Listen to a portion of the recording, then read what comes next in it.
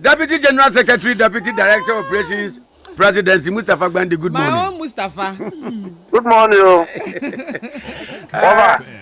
So what to be a manka? No, Kadane. That is a me one by them for my boca. Oh, more Capitracano. Oh, Nabako, dear. Over there, I do more. Now I'm not going to say. Diams, Mustapha Bichao. Yamia Domo, Mustapha. Why, Yana, the ambassador, Mama, not quite no, I will take a class. But this trip, the million who in the video, no, to Onya. Ah, that your bar. I know your bar no release. Obano releasing. Aye. And he attends. Or your compilation. President Mahama, the appointment at PM na Waka Wanyaka. Hey, some like us. And then I'm not critical. Aye, Nanka, Babia, get it up one and one, son. Sabe. You did say Radiadum Hoye. Radia Adam, a moja dear for Sania. Anna. Your brains are tears. Unya kwanya so be sum nipa ishira ti anamo ya sum nipa ya sum of mine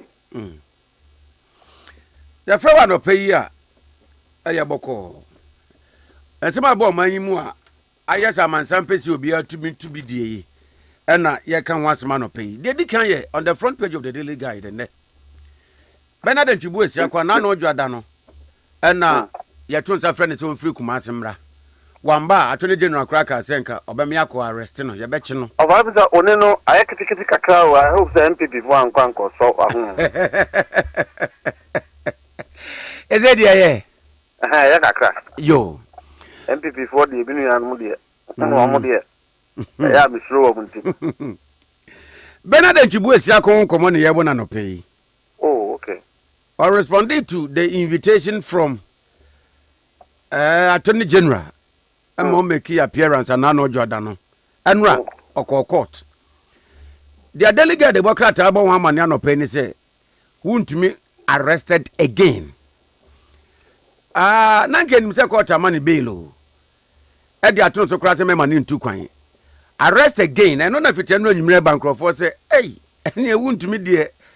Mabonat to papa, so I beg Gina Wojina.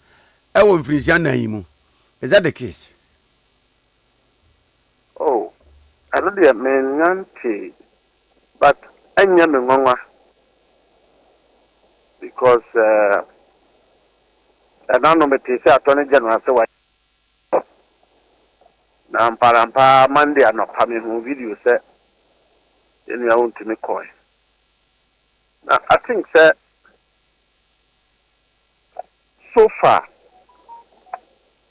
we're demonstrating a certain level of commitment towards responsibility for his past. Police need to suffer and one say wako team. But fufu idea minyante. But let me say this. Amanyo asamu ayeye.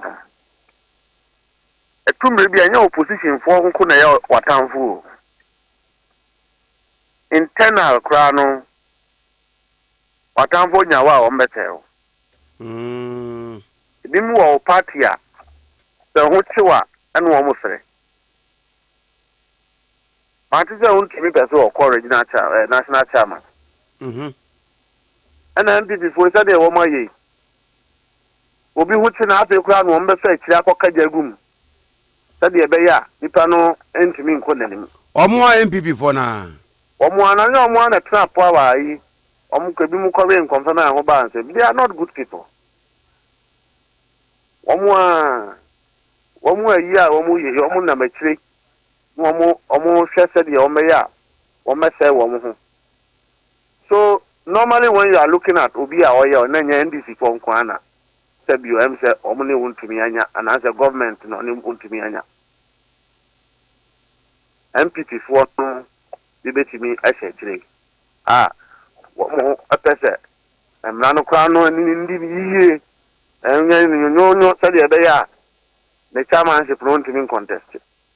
So all these factors come to play. When Mustapha they are okay, doesn't mean say they are causing no or no and crop on the CH pimpia. Ah, me say amanya sama ye. Omunya ba sa me de kwa de da me ho me ba asem no. Nti se kopanya me atwo wo. Ne obi kan ne na utiate. Omunya ba asem pe na atwa watamfo ta akire na omu tiatiam, omu miem, na omu kajagum. Timi untimi de bi kwa de mintimi ayi enya you can't rule out say ebia efiefo ka ho bi. Because so our political ambition. Opposite di national chairman. National chairman is anya ono kwa no pe. What I say? The nka kwan bi so anka. Yemiem sa, but I don't think that NDC government, any officer of the government is willing to treat anybody unlawfully. And I answer, didn't find the kwan bi anyamra kwan so. What I say? Now to me there, Nanyama ya dozen. Oh, it's not good. Sir, unya kwanya say o di amanya semwa. You must have limits and restraint in the things that you do. Oh, bako kwa there, the quarry factor ukmas. The transition here. Ya kwa ti wo na mo de explosive a set tipa track mo. S1 we are explosive them. Those cases have not been. Enya dia they don't do some cases in the Pukra.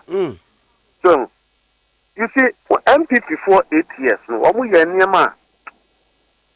and it is not proper. No political party, no group of people should have the opportunity to exhibit those tendencies in power. It should never happen to this country again. So, Begana in Nayadia, a crony at and near maybe our medana. That is why I get very upset. Senator MPP for Galamsey once a more. I get very upset. And MPP for the Untumi Anya Galamsey. He may not have done Galamsey, but Ukoji mining concession if you are buying her. Because there are laws. Minerals of this country is vested in the president. To corner Omutibima Sekoya. Emrada home. So ukoye na one dim ranetria. It is called Galamsey. So emrane se yamau concession se ukoye mining. Baby ensuo eda ye mra no trese a certain level of a year and the same faba mining ho. Nti the one here you know workers cry e mining ko fast line one. E fuamra so. Emrano emfuaso. And a two concession holders baby. Onipani kono wakwakoji concession or minerals commission. Waji concession na you know a deep permit account. Now on one the all mine you. No the small scale miners are. Yamo almost friend in the local in a tributing. Now Nipano ye you no you commission today. Se nipa na anya na adwuma yi a anya aban ne de sobokwa bodo wo a wo je concession na de sobo no be ma ho wo bi nso ho wa ko je concession o je concession no aje prospecting license and no de akose yiram no otu mine gold no wo ya sa de no a entwa mra kwan so eno no emra no a bit so it's not as if the NDC government is witch hunting everybody. And I krumu hano yakasa wabo kwa bibi anya. This no enante ansana obi ehu say yampa na nyampa.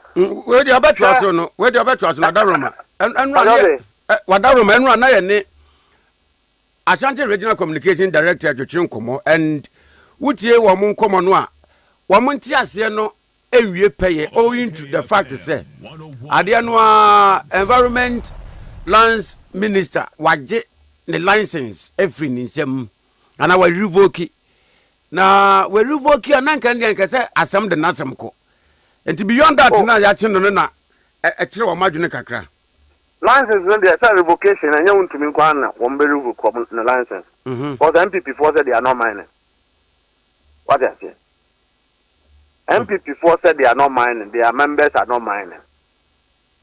And a woman from the news said, in the last 8 years. Sabi o party ba power, unya akwenya ye nyema bi. And one more concessions. In fact, and one more forest reserve. Ye wo krum ha no na that time no 2016 2012. They cast a Galamsey na on a very small scale. Na do na basa assemble kwa obi ye mining, small scale mining. Ubi do ni pano those are esiho. Ubisa small scale miners amaka kyerɛw. Onipa no mine pe na the following week wire reclamation. Ennua no na ebi mu nnua, but they used to do reclamation. And abedi generated because it took a political twist. And nanado ba ye na nanado ka say we issue permits yanko mine forest reserve. Gold na o hold on. It's okay.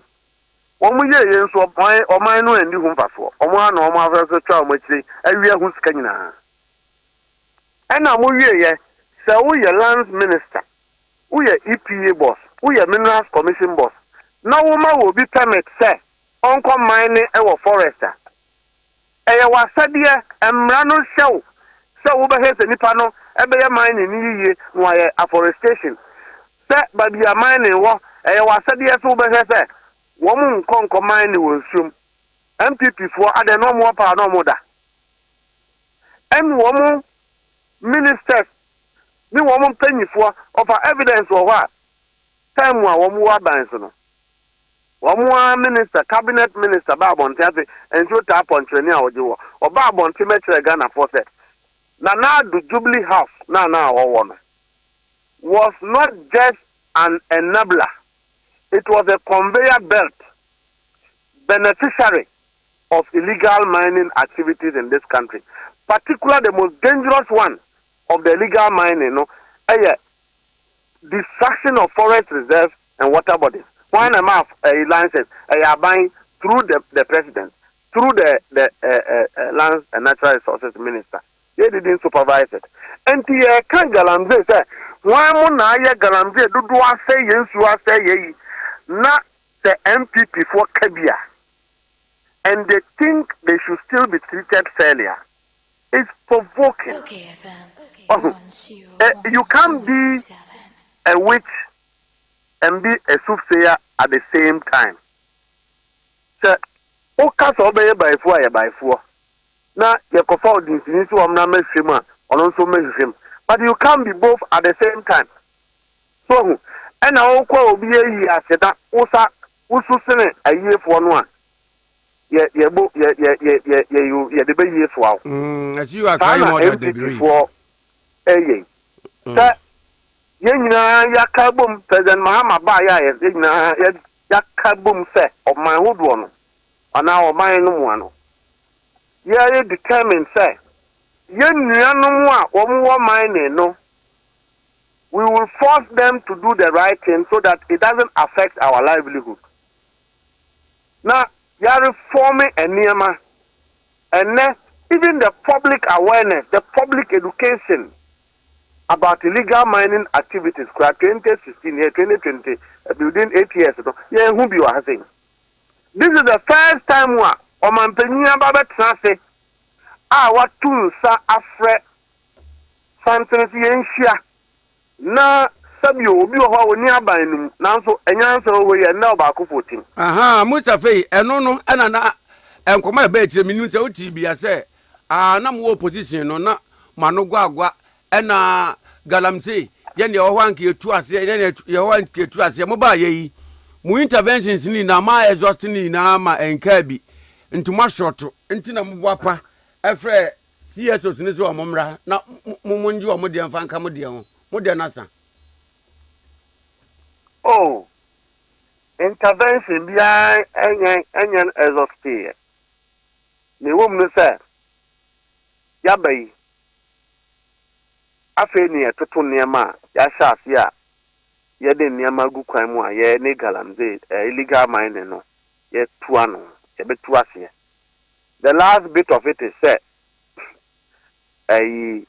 nanui President Mahama tun se fre obi a se moman kamum onyansani no opanyansa ka ne nyansa ho no Jimmy for na so nim enti sa ban no atonsa afrese ensentropho nanka ye kan na MPP for nso akobi ade Jubilee House o matra ho bi afi da ade na omsuro se adwemmone nta wo machire na wo ye committed se ye nyina ye moa na ye ntwa ade na no a ade nti no wo mankobi but enkofo koy Ghana fo koy asofo koy ekotoatoa binia ye tra ha se sie lands and natural resources through the president. There have been various attacks on illegal mining setups. Ghana hena. Ye kunu gidi. And at 2, Omanpenyin Abuama almost streamline task force. And Kaneukai or Operation Vanguard. And a war Galamsey. Nina Ababegu Interministerial Committee. But we know a special task force wa immigration for whom ti echo na ye foreigner and one say immigration for so de wo police for ewum CID for whom into wo mo ye che wa no mo prepare document na de wo police penny for do akokot and at 3 a soldier for whom ti forest reserves and for the tu akogu ho ne ade say unni tu on say soldier ni and a woman too so sweet, de crowd ye, asem na ye and so the to go do so na den. And Abino is very focused in terms of what to do and what not to do.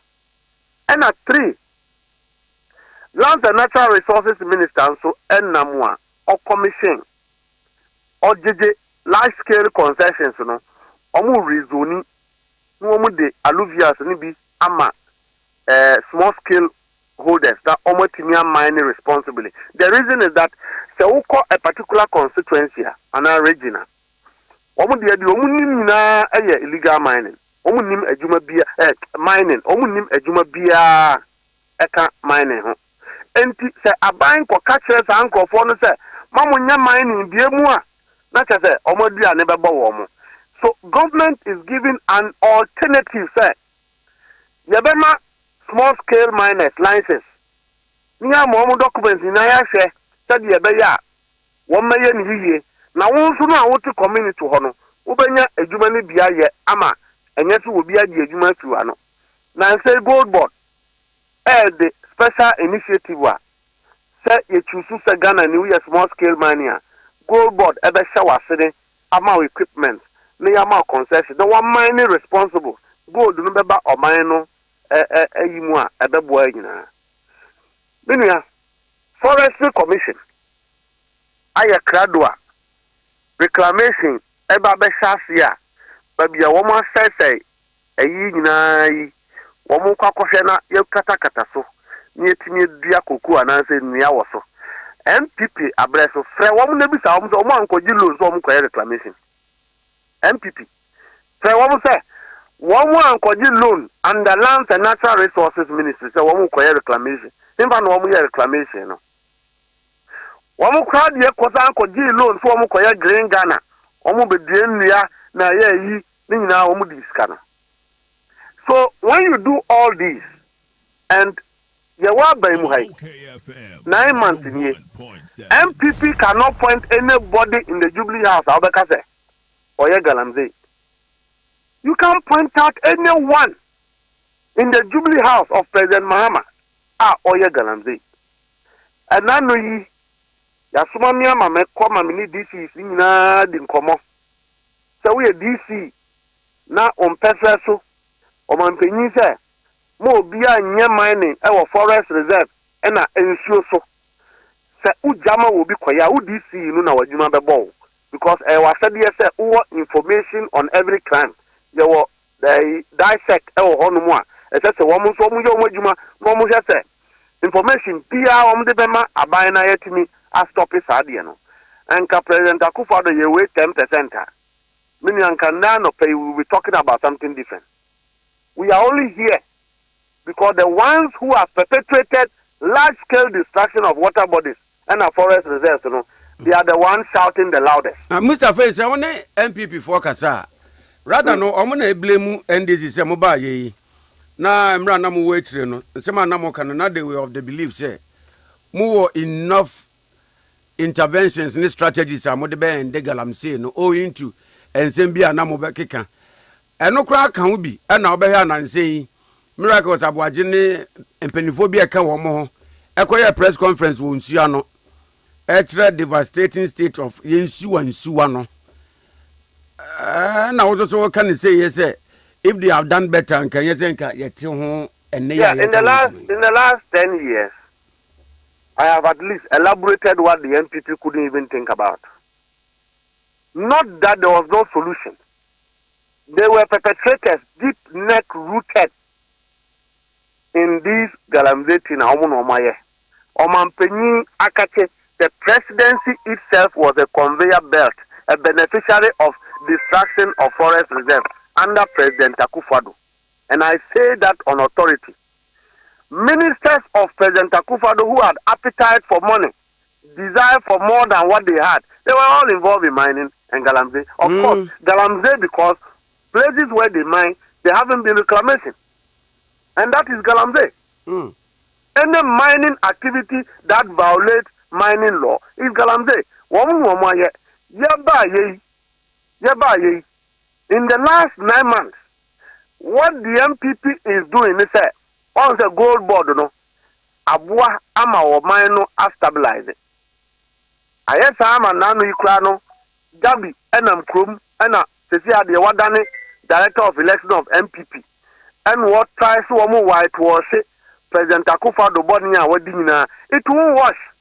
And to gold board one hinti and the MPP for fee say when they push NDC to fight illegal mining, it will reduce our vote. It's not going to reduce our vote because Nkrofonwa, Wamuti and crossing mining a wahono. They are also victims. Omunyan shonum. Omunyan assassin omado koko. Yes, gold is ikawum. Uwa unyeska. Is the only industry a husika a dosun. But they appreciate the fact that the danger is glaring. I have been to places many MPP NDC for na Asia. Womu yes small scale mania. Womu kwano jitum say. Babia do they are even willing, small scale miners, they are even willing say abano ma womu akwenya.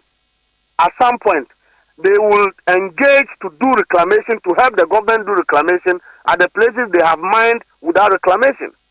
And to uno utenka no fi say o party negu because NDC is vigorously fighting illegal mining and na do beba power 8 years. You are joking because you led a government that was a national fraud. A government that crime was at the center. It had everything to do with looting the country. That is what President Akufo-Addo and his government, the MPP, did to the people of Ghana. They will never forget. So we are going all out. The political party NDC is supporting the government. That is why my board, the General Secretary, has indicated, the National Chairman has indicated, Yamwa of Abaino, now your party should be disciplined and do what is right. So we are moving around and doing it. Where is the contribution of the MPP? And so miracle, Equatorial, Napo, during campaign. And then Napo ne buye na noka se Galamsey omu nyaida.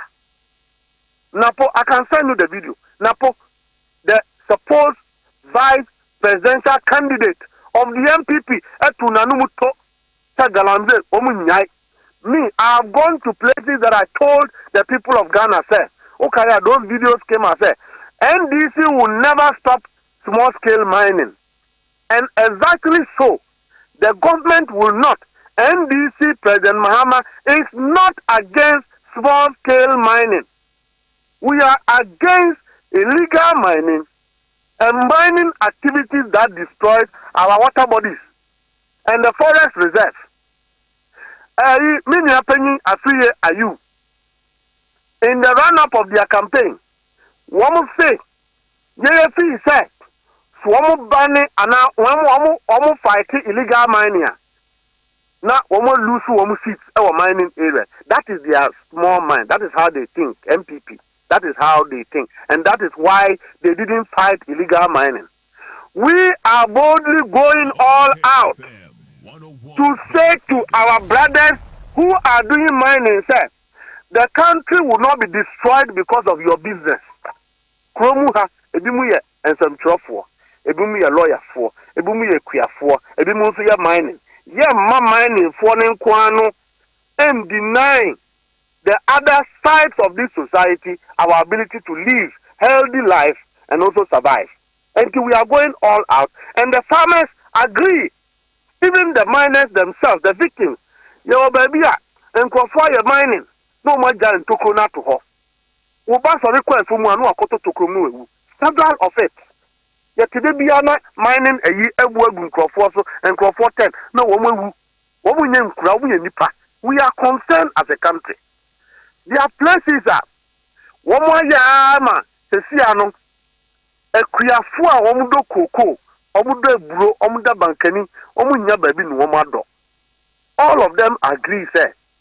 We must do the mining, but we must do it well. In the last 9 months, the kind of public awareness, public campaign, the uproar, the vigor of government against illegal mining, President Akufo-Addo have never been able to do 10% of it. What they are saying. So when we are talking, because they had the opportunity 8 years to save us from this. Look, mining forest reserve. And say gold for oil. Gold for oil now, their excuse they said they were doing it so that fuel prices will come down. How much were we buying fuel at that time? And then so Honorable Dinapo, Eduji Tamaklu, boss to Fui, Yamfa free Spain na buy it, free India na buy it, Mantia, Ghana, Krum. How much do we buy fuel today? So the MPP's mindset is that they will fight, they will speak NDC against people. Serbia, fight illegal mining, the government, the people in the mining areas will be angry with us. Ghanaians didn't punish the MPP because of illegal mining. They punished them because of their wickedness, their criminal tendencies, their incompetence, and their appetite to steal public money. The MPP is on record to have stolen more than what they will ever need in their survival and in their existence. That is why Ghanaians are punishing them, and we will not suffer that same fate. And here, we are very focused. The president's instruction is very clear. We are up and doing. In fact, the president has stated, sir, na oneno ye juma na wo de ukoye wo hu se ukoye double standard illegal mining obepamo. And that instruction itself is enough to ward government appointees from involving in this kind of things. President Akufo-Addo addressed here. The tag free Jubilee House and now ukoye small scale ukoye Galamsey uko mining forest reserve but be able forest be anu akọ up to Nanado Krum Sabiu a forest reserve on its own. Omu tuya say yete say Nanado fence wall ebu. Ewo Chebiko. When Nanado was president, and I know what they tried to do again was to go and say, so, Bole, President Mahama Krum, Bole crash is here done illegal mining site. Meanwhile, you're going to enter. I say, who come and now quanta area on one, echo dollar power, but we are Cote d'Ivoire 4G, yeah. Meaning, gold in the Guhuna. Galamsey, legal mining activities was a threat to We Power Dam. Okaya, even when MPP was in power. Black Volta, young call for Ghana 4 calls, so yet mining activities on the Black Volta was when Nanado was in power. And then so they are doing everything to equalize the crimes of President Akufo-Addo with President Mahama, but Womusubayin said President Mahama Owe Sika Yanefe, or no dear Esum and the Yanefe. Nanado so dear upper life. Oshe suit are not the handkerchief a goom. MPP mrantia womunam krum wode womu tutu NDC mrantia ne Mercedes MPP mrantia ne per dollars no womu akoto designer space akase na womu ahye. That is what the MPP know while their party is collapsing. We were a product of poverty. Yes, Baranda boys and girls. MPP for classy and co school. So we appreciate what it takes to lift a society from crashing down. That is the track record of the NDC. And I can assure you that in 1 year, 2 years, 3 years, Ghanaians will see the proceeds. Ghanaians will see the outcome of government fight against illegal mining. We will see the progress. We will see, say, I can say, many opinion Kopoko Minister for Agric. What commission team one? They are going all over the place. One more sample. I hear and surely the level of chemical pollution pollute land no said in terms of our health. MPP no money lands and as Minister of Agric. They had Minister of Agric. Why didn't they do that? Yeah, can say EPA, a commission team one. They are sampling the water bodies and seeing, say, one more year lab test to understand the level of chemical pollution. So they are cleaning. MPP, didn't they have EPA? Didn't they know that? One go school. They went to school, but they didn't have commitment to do that. So when we are talking, they should shut up and keep quiet. Concessions in India, Avenue, or mobile lose because would the concession amount. Now, Wakoye Galamsey, 1 year, 8 years. Now, party savage, I say, why should you be continue to mine? Why should the MPP continue to perpetuate illegal mining and the NDC people being blamed about it? So they should relax. In the coming days, woman, say, Unwaya Galamsey, yeah, the concession amount. No one mining forest reserve 8 years one mining near 2 more. I say now say why na cover by. So allow the executives to sit in Accra and be misbehaving. It is their party people that will suffer. Mustapha, per what you are saying, you know, does it mean say even out of government and in opposition, they are still in the Galamsey business world? Say about you know, one say Galamsey because one concessions and one more mining in accordance with law. That is even those who are mining alluvial, in forest. The law is that the concession mawa, who mine near, so we are reclamation, now we are afforestation. And to who concession, now we are sad and now on Kataswa. You are doing Galamsey, practically. But the one that is terrorism, one more, Nanado Mawamokoye, forest reserve, and womu to say forest, and they brought Chinese people, no one here, one Kataso, and you see DC, and you say, and took but their concessions being now near 30 years, yeah, Omone and Rabedino, so they should wait. So, Yabaye, CNG concessions being free one more. Near Minister, and said, was suspended, time a woman who said, Omulusuno, Oma issue concessions to be minister suspending now. As I speak, the Ministry for Land and Natural Resources is reviewing all the concessions to see, say,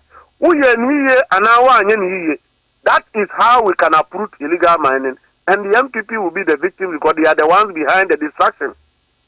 That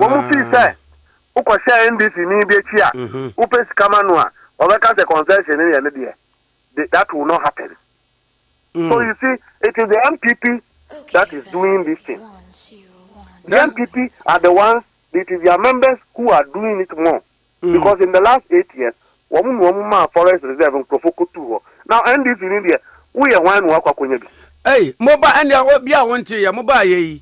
And come on, me after last week, me boy, if I Galamsey, one more bomb was war. Some mobile, Titu or Western region, Western North. And this in Peninfoni be. Hey, to den. And this is for become. But do one MPP for concession. One say, the police in Kwachi will be a okuta kro no ade a gise ekohwe de okobo kro no wahu wo a okuta kro no ade no emra na ubedi wo a ukọwi a ya uton yan so ne emra no bedi enti MPP for na concessions no wo mu din mu so what here forest reserve one come na mini a president Mahama tell kunya so 2016 what is obi akoma na for na me kwa de minim say tibi kotutu forest reserve say ye pe gold wo I didn't know. We didn't know at the time. At the time no ye tete say ye fe bibi chamfam womu di ye mine say satem no betia ni onu hwan pa se si ade o mama na be ye bebe asay ye nsu asay ye bibia na wono uko say nsu look most of the river bodies are not flowing tinana me I was discussing with the this the machines no could be machines ni biko na omu dia dredge nsu no amakwan no asanso demo ansa na nsu no betimi move enti 8 years wako say nsu na e potopoto na ejina wa ufiri aban mu no na it's enough the water will be clean and at 2 you will see eno de eniye kokko naturally so wo komi krom da maya ye wa nsu bi afa na su kokko minu ya say o pebremu e ho Galamsey ni ho and nsu ni kokko that is the nature of the water so and to problem so ba normally no nsu no adwane streams no adwane nti etini man so no the scale of a pollution no high. All these ones are because woman fees are not present akufado eso wo mo asin nti no omu so hwe Sabranos police ni we wan no akwa stop MPP chairman bi announce secretary bi oye illegal mining we wan no stop wo mo ekwa usimo e central region bonni amrante di wo krom ha sense so this forest reserve enye ebini and when we are talking they should keep quiet and allow the country to run na Mustapha enkomano ba konso so amgidi esende matiatia atwa maso krebu why my so reluctant in declaring state of emergency in the fight against Galamsey. Many are of the beliefs say and only a control there betumi etwa Galamsey eso o man sure many are say we dey comfort na monya ntokwa o ko che comfort no kuta ankofo a wo see because we when one more no police nti this is okofa grenade and say no have be che comfort ne handcuff oh that be so what I say Galamsey for you betumi achi won and no be na yedi obi kokoti and I think that it shouldn't just be Chamahun to me say the Nura Auditor General kai no there are a lot of people akwa bi a wo Kumasi baby ye fe no kwa de useden ye hwehwe na chino because omu kwa de omu kwa se obi na omu yusu empanyifo din say na opanyin bi animu nti ye che wo mo ye che be 8 last week akwa no ye be che no enanu me so omra na ye mfa no nko police station ko any statement wa ma okwa ope onko heaven no omra from ye be che no ye MPP ni o ye MPP ni so what I say and no fee say always continue oba mama party for na wo ye be che no because President Mahama so obi abeg Galamsey bia ye che no so ignore these people ignore them ye ba ye chief in the last 9 months the effort I did sim say you fight illegal mining. MPP didn't have that commitment. So why are they saying they are reluctant? State of emergency no. Oko community bia. Ahem for her, a teacher for her, a nurse for her, enquire for her womodo. And now one more year mining for her. Oko declare state of emergency. It takes a new twist. All these people who are not actors of illegal mining will be affected. Then it means the military have taken over and they will use force to enforce government directives. But by the time now you have demobilized the whole place. When, of course, if the police that we have in Ghana, a soldier for a war Ghana, near Manofo, you never cut no crack. within 1 month, 2 months, 3 months, we can improve on the fight against illegal mining. Why should we go and declare state of emergency? My understanding as a student of security, though, my understanding of state of emergency is different from an MPP communicator in Ashanti region calling for state of emergency. On fear. He doesn't understand. Me, I didn't call for state of emergency because I know what it means. There were opposition. What I said was that President Akufado's appointees were involved. Many were in Komoda. Ministers bidding. All of them are quiet because they were involved. Making because me, I don't hesitate in exposing people. They were involved. So, state of emergency is not an ordinary thing to do. And the president has indicated, sir, he referred the call on him to impose a state of emergency to the appropriate constitutional body. And that is the National Security Council. Meaning, let me distinguish, sir, National Security Council is not the same as National Security Secretariat. Oh, okay. It's not the same. And yes, sir, President Mahama, National Security Coordinator, no, National Security Coordinator, in the police state of emergency, National Security Coordinator said that the National Security Council is a bigger constitutional body. The same as Council of State. The same as Cabinet. And when that body advises you on security matters and you are the president, will you disobey that advice? No, please. When you take the decision and anything happens, because a president must not be a security expert to be a president. You rely on other security agencies coming together to advise you as president. The bodies have advised the president that where we have reached, the systems to fight illegal mining are still active and very potent.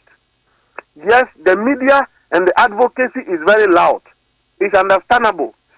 The security agencies are up and doing. It is not a case, sir, because Obi Akoye Galamsey, na Kenashigbe, say Yenya Galamsey, my infani panning through due process, Yempanning to jail. That is not the law in Ghana. The law requires that investigations should take place. You should establish what constituted the crime. Then you go to court, and that crime must find place within the law. And then when you take the person to court, the judge will not have the privilege to interfere in the matter. The judge will then apply the law. I see. And to win yes, Number two, when the police are actively involved in fighting it, and they are arrested here and there, you don't declare a state of emergency and think, say, we have gotten to the last bit, we cannot do anything about it. Yes, people want speed. Government is working because it involves human beings. If it was a warfare,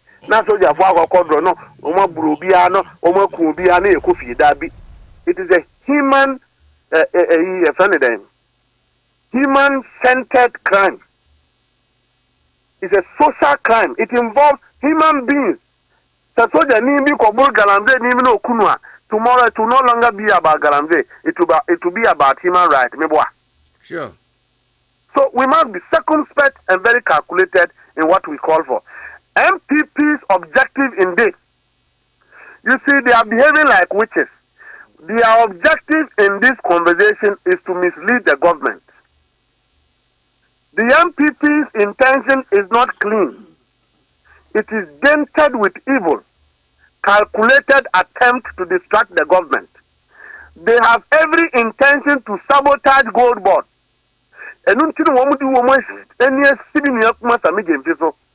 Because why are they 8 years they are determined, sir. Ghana would degenerate again to where they left us. But that will not happen because God will not allow the innocent Ghanaians to suffer. MPP doesn't have a clean. Whenever you are sitting with an MPP person, you have to be careful. The They don't have this country at heart. It is about them or nobody else. If they were a good political party, by this time, like I said, they will go into hibernation and reflect. A political party that have done this kind of rot and looting and irresponsible governance. Na obi kopacho, obi nsusa wampacho. Which kind of people are these? Mustapha, yanra na ye correspondent to Western region kasa. Na name was for akoyi operation wo ho. Ama omo me Galamsey no makotu omo sesa. Omakotu omo ye Galamsey no. Nemos akotu omo sesa achibi. A confiscate omo niema. Then per the report from our reporter no. Some people believe to be NDC members and the original has said no. They won't allow the operations of the Nemos because Omabana was so, and for that matter, they will not allow any interference from the Nemos. Emma Galamsey Nankro for you know, Wamunye. I don't know say we Abetomonimua and what the party or the government is doing about it. Party for the and we are party for. That is why we are leaders. Normally, the party for yeana Omoakoye Bibia. Every party in watching. So they have a certain understanding. That is why we need to educate everybody. Party people will remain party people. To evidence that Namus did their operation and they left. Nobody is powerful than a soldier holding a gun. Those who are calling for state of emergency, who feels that toy guns in the state of emergency, a G3 and woman Beko. The soldier for no cockran friendlier. You are calling for state of emergency and you are already complaining. So, nonetheless, the president of the land has made a declaration to the commitment of the people of this country. Say, we, the NDC, we are not against all your party. Nothing stops you. So only papers on your baby are too good here. When you mine, you cover it. When you don't go and do that, and you think your party will cover you, me Mustapha won't go and support such a person. My national chairman will not support such a person. My general secretary will not support such a person. Because Yaka will be any himself. Who pursue your mine here? The minister for lands on your MPP in your NDC. Uko hunua, obeto baby ama oye. No way ni ye, but you decide to assume any forest the mo bianco. Now operations some of the times Baby to say will be too good underground. There will be different kind of mining methods. Grophobia or move a shaft. One more cost I see a pan no to a one so ban on no. Forest ban on no. So that is what will allow some NDC people to say that now how do you say a water body be anyhow and a forest reserve be anyhow and a how crown you say cuckoo will be what as I say one plot but omukwa uko upper easter and no be na oho uko obuasia and no be na oho into hono so nipa ni means any forest na ebia operation be equal affective or they would have a cause to complain. Yes. And yet, there are operational errors, operational challenges that will occur. So we do continuous improvement. Every day we learn out of it. Every day new things are done so that we perfect and get the things right. That is how good people behave. So clearly, yes, our party people may have reacted at a certain place, but NIMOS continue to do a very good job. And we must support them to succeed. And the party is supporting them, government is supporting them, MPP for women support. So what they are saying. Whether the Krakramuno, the aftermath of Mampeni meeting the CSOs, sorry. What should the expectation be? Mampeni after meeting the CSOs, expectation and you're saying in the coming days, in the coming weeks, in the coming months. The coming days will be an intensified fight against illegal mining. Shore by shore, nobody will mine in the water bodies and nobody will mine in the forest reserve. We are party new, we are party new, we are NDC new. Oko mine or forest reserve. the orders of the president is as good as state of emergency. When the president of the land has issued an instruction that nobody should mine in the forest reserve and in the water bodies, you can think that you are doing it and they haven't reached your place. But investigations are going to be intensified to make sure that we get the kingpins within MPP ni we are. Or your friend Tontokrum, your penaction. Your friend Quade, your action or cost rubber from you'll be arrested. Hey, so said the Mustapha when you bring a Tontokrum guy, not that means the wire dear. Aquano, Nyama, why Ukuhu and Nyama Womaya. Ukuhu Nyama Womaya. And then he goes about trying to bribe people all over his way. We would arrest him. Now you declare wanted. What they? You declare wanted. You are inviting us to Wama. You man 2 days, Wama, you be declared wanted, but I'm watching so. Sagana had the only body in common. So I'm telling you that the MPP people are the ones behind it. There are some of the places that, because they have been change of power, they are walking about and pretending so we are NDC for. NDC ni Galamsey. NDC ni mining. We are NDC now who check Galamsey ya BH. You are a traitor and the party will deal with you. I didn't see MPP for the year. One more try buy me for 8 years. So we are NDC. I didn't know about holding a tree. So I am mining including a tree. Now the OG concession now will be actually. So the reality will dawn on everyone. It's just early days yet. Let's follow the instructions of the president. Let us all be committed. The people of Ghana should follow the fight. Consistently, government is committed to ensuring that we win that fight. But I hate it when I hear the MPP want to talk about it, because they are the very people who brought us to this path.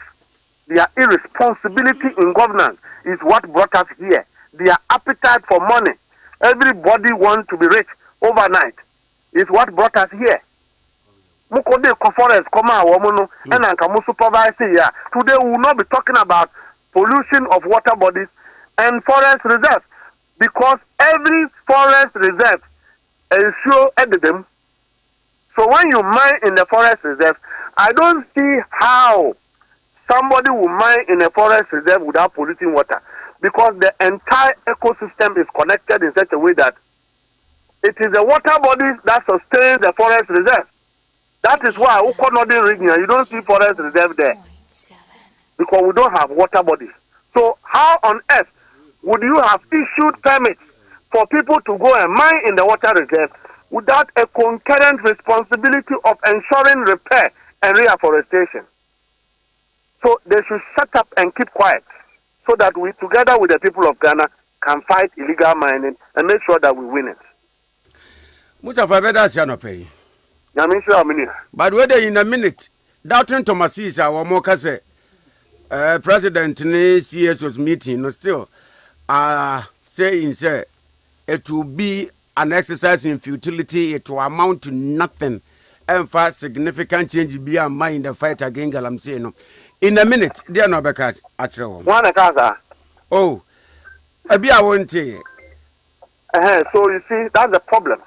The problem is that if you have good conscience, how do you know that something that is yet to be done, the end will be a failure? How do you know? So you see, some of the CSO are politically motivated CSOs who, in the conversation about illegal mining, are not willing for the problem to be resolved because they are not diagnosing the problem. All they are interested is to do a PR, blame game, criticize with nothing. They bring nothing on board. Those CSOs don't want to see the win against illegal mining. In other words, a Juma ya shas ya. We are Ghana news, so we are CSO. How do you envisage that it will fail? Let us get there. Let us get there and see if it will fail.